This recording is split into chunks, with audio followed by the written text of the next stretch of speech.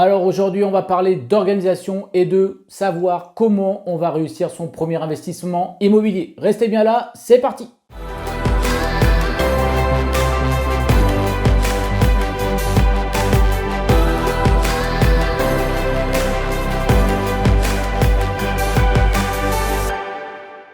Bonjour à tous, avant de commencer cette vidéo, n'oubliez pas que vous pouvez vous abonner à cette chaîne, vous pouvez aussi cliquer sur la petite cloche pour être prévenu en temps et en heure quand je vais sortir des vidéos.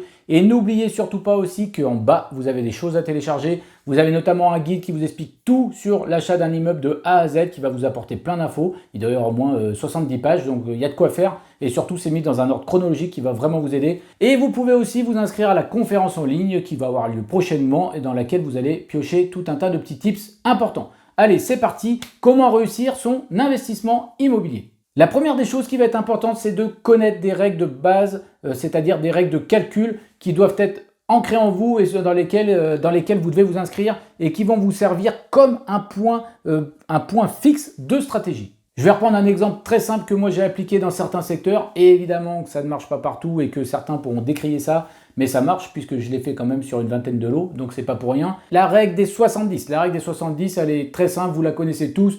On fait attention au loyer qui entre et au coût que cela coûte d'investir dans un immeuble, notamment avec les frais. Donc en gros, on fait attention à ce que l'ensemble des frais représente 70% maximum de tous les loyers et on sait qu'on a fait une affaire qui est plutôt sympa. Bien évidemment, on va éviter de faire ça dans un bled de 50 habitants où on ne sait pas s'il y a de la demande locative. Ça, c'est une évidence, mais je le redis quand même. Donc ça, c'est une première base. Vous devez être au clair avec vos règles de calcul en fonction du secteur et j'ai envie de dire en fonction de vos objectifs. Une deuxième chose qui est capitale à mon sens, vous devez connaître le secteur d'investissement et vous devez connaître l'ensemble du secteur par les tests. Quand je dis l'ensemble du secteur, je veux dire l'ensemble de la demande locative dans ce secteur par les tests.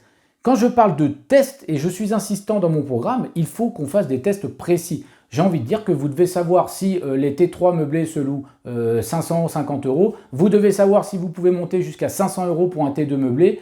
Vous devez savoir si un secteur de la ville est peut-être plus sympa et on aura une demande qui va être un peu plus entre guillemets huppée parce que les gens veulent ce secteur. Vous devez savoir si la colocation est intéressante. Vous devez savoir si la courte durée, la longue durée peut se faire et tout simplement, il faut faire des tests. Quand je dis faire des tests, je le redis, on fait des tests avec des vraies choses et on fait des vrais tests.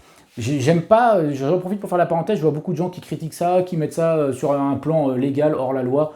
Honnêtement, quand on fait des tests avec des annonces, alors on est peut-être un peu border, c'est peut-être limite au niveau éthique, mais on fait de mal à personne. On met des annonces, on fait juste savoir s'il y a une demande locative pour un certain tarif. Moi, je préfère 100 fois faire ces tests en amont et savoir à quoi je m'en tiens dans un secteur plutôt que de me fier à 3 discours d'agents immobiliers qui finalement n'ont peut-être jamais eux-mêmes fait ces tests et ne savent pas réellement jusqu'à combien ils pourraient louer des appartements. Ils ont une base et ils ont une base par rapport à un ensemble d'appartements. Vous savez que vous faites des appartements ou des maisons nickel et vous savez que vous voulez les louer un maximum.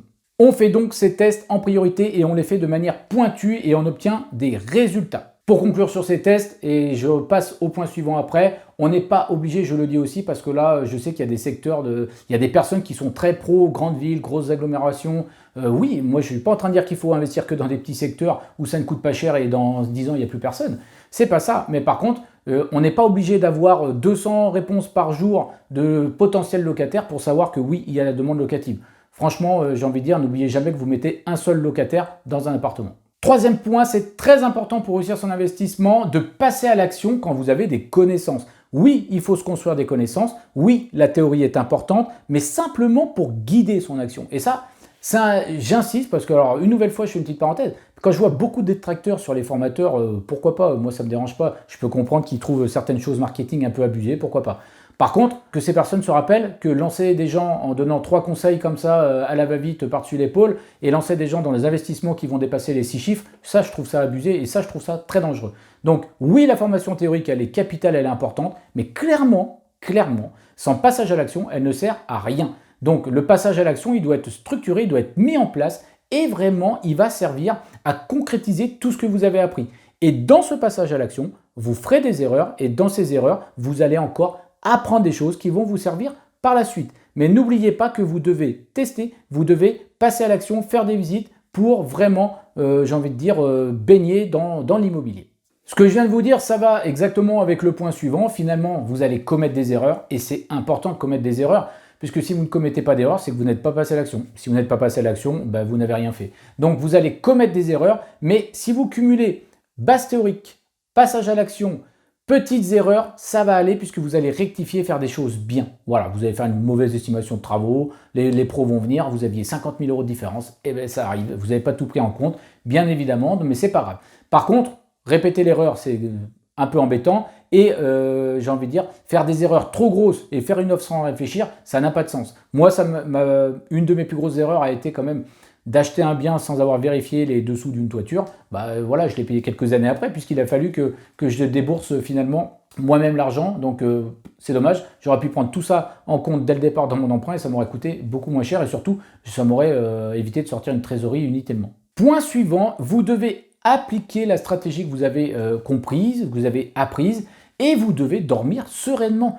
Ça aussi, c'est un point déterminant. Comment voulez-vous, enfin en tout cas moi, je suis incapable de continuer à investir, de continuer à faire des choses si je n'ai pas quelque chose de stratégique mis en place et que finalement, tous les 3-4 matins, je suis en train de me poser des questions, je ne suis pas bien. On met en place une stratégie, on se tient à sa stratégie, on prend exemple sur des modèles et tranquillement, on avance. Mais surtout, je le répète, tranquillement. Il y a des choses à mettre en place qui permettent vraiment d'être serein. Et je ne suis jamais assez insistant, mais vous remarquerez que le mot serein, le mot sereinement, je le mets toujours dans les investissements, je le mets toujours dans mes conférences, je le mets tout le temps, parce que pour moi, c'est hyper important. Je trouve qu'on n'en parle pas tant que ça, mais développer un mindset d'investisseur, mettre en chose des places sans avoir cette sérénité, ou tout au moins essayer de l'acquérir, c'est pas bon. Franchement, on n'est pas là, on n'a qu'une vie, on n'est pas là non plus pour vraiment mal dormir, pour se dire oh, ce que j'ai bien fait, et puis ça dure pendant 10 ans, et pendant ce temps-là, vous passez à côté de choses peut-être encore plus sympas. Donc vraiment, j'insiste, mettez en place des choses stratégiques et faites-le de manière sereine.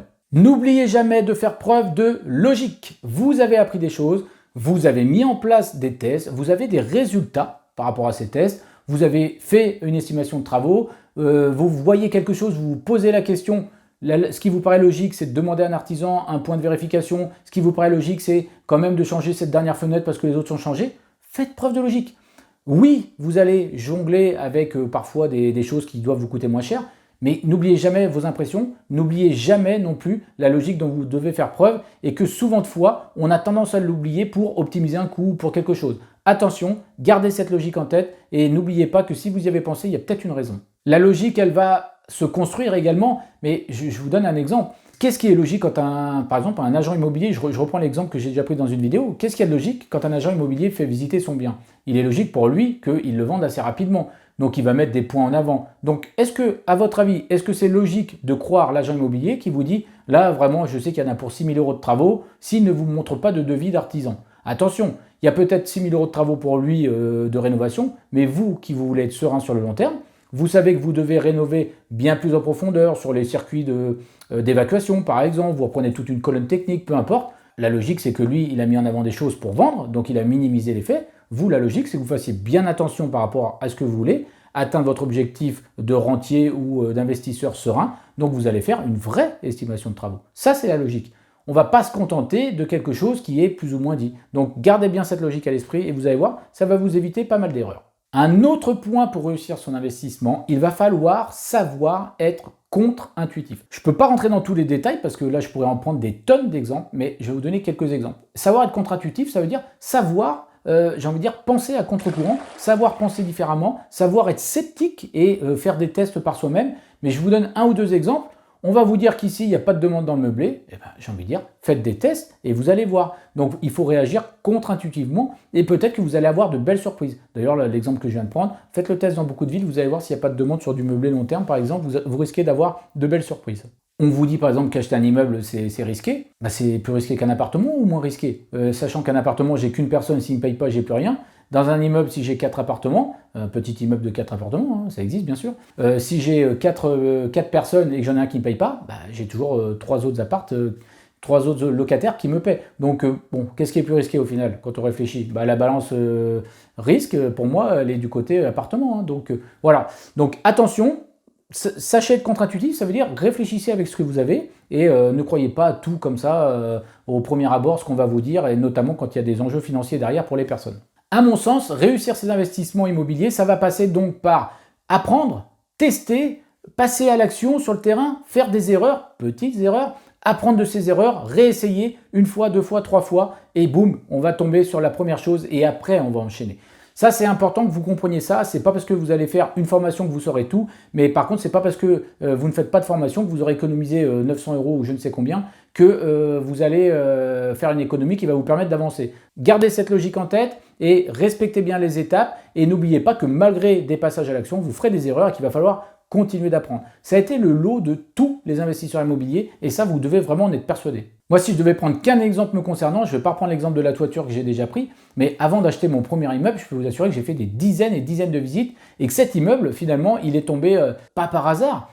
Il n'y a pas de hasard parce que j'avais fait toutes ces visites et que j'étais dans la dynamique. Je me suis retrouvé dans une situation qui a provoqué cette chance, ce hasard. Mais pourtant, c'est un bien qui avait été, que j'ai acheté alors qu'il y avait eu des propositions plus cher sur ce même immeuble. Donc vous voyez comme quoi tout est possible et qu'il ne faut pas avoir de croyances limitantes. C'est un bien qui était en vente depuis plusieurs mois, voire pour pas dire années, sur lequel il y avait eu plein de refus à des offres supérieures, comme je vous dis, et donc comme quoi tout est possible, et simplement par une mise en avant un peu différente, par une mise en place de certaines choses, j'ai réussi à obtenir cet immeuble. Donc c'est parce que j'étais dans la dynamique, c'est parce que j'avais déjà commis des erreurs dans mes recherches, c'est parce que j'avais déjà fait plein de mauvaises estimations de travaux que finalement je suis tombé un jour sur ce premier immeuble qui m'a lancé dans mes investissements et qui m'a ouvert toute cette route.